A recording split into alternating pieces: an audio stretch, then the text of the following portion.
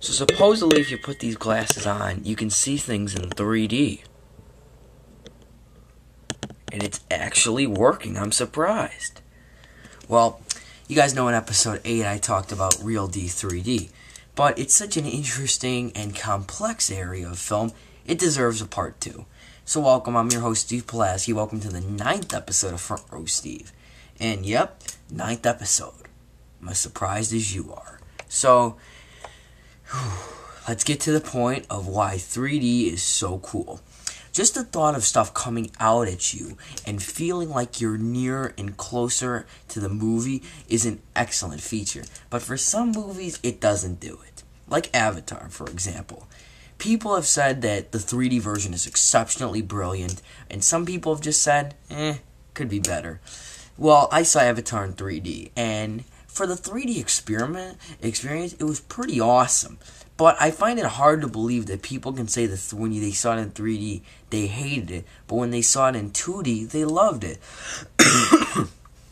That's what amazes me, though. I'm not sure why people would say that. I mean, I don't think the stuff jumping out at you makes the movie any worse, but the fact that it's compressed to the screen in the 2D version could make it any better. Well, I actually saw Avatar in both 3D and in 2D, and I have to say the 3D version is a little bit better.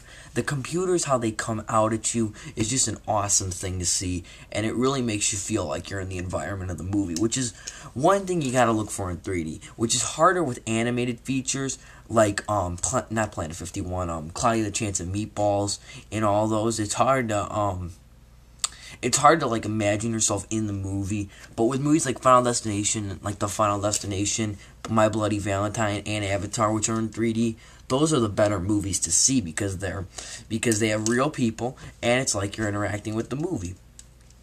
Now let's talk about the glasses. Way better than the regular two red and blue glasses. And as you can see, I know most people have seen a 3D movie, but I'm just doing this for like people in other countries. They have two gray lenses. If you put the glasses on, it doesn't look much different. It just looks like everything's in like a darker kind of tint. They do make you look like kind of a nerd though, which maybe for me is a good thing. And it's also cool because you could just be like this instead of with those old paper ones. You could just pull it off and be like that. But with the paper ones too, the paper ones really suck because they gave me a headache. I mean, I knew they give some people a headache. This, like, for Final Destination, it didn't. Avatar was starting to give me a little bit of a headache. But I think because Avatar was longer and, like, other 3D, like, Final Destination was shorter, I guess if you keep these on for long periods of time and you're staring into a 3D projection, it's kind of hard. It kind of gets hard on your eyes and your head, but if you're just watching like an 80-minute movie, there's no big deal for it. But also with the red and blue 3D, I think the reason that gave me a headache so much is because of how cheap it was done, and it wasn't done with like the big budget glasses like these.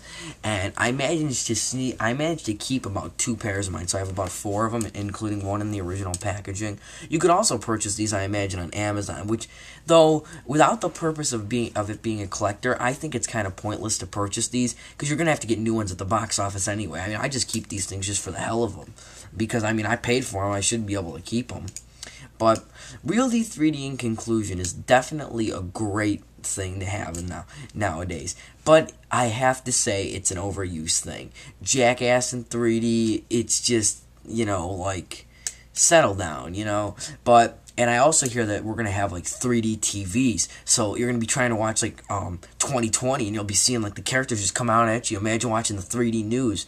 I mean, it's going to be crazy watching the 3D news. I mean, don't forget the 3D Olympics. Can't forget the 3D Olympics. You ever seen those? They go, like, boom, like, right out at you.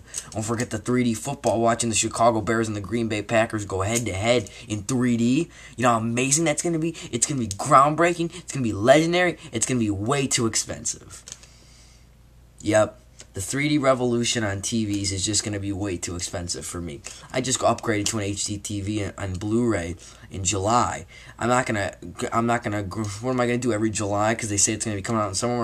What am I going to do every July? Upgrade to a new system? No.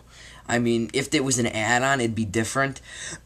But still, it would get tiring after a while to watch. I mean, I bet there's gonna be like some sort of mode, like you could either go like to have the 3D settings on or off, but it will be interesting to see how they do it. But as far as I'm gonna be cheap and just watch it at my friend's house. So this concludes the part 2 episode of RealD 3D for Front Row Steve. Hope you guys have been enjoying this 2-part series, and I'm sure at one point I'll have to make a 3-part.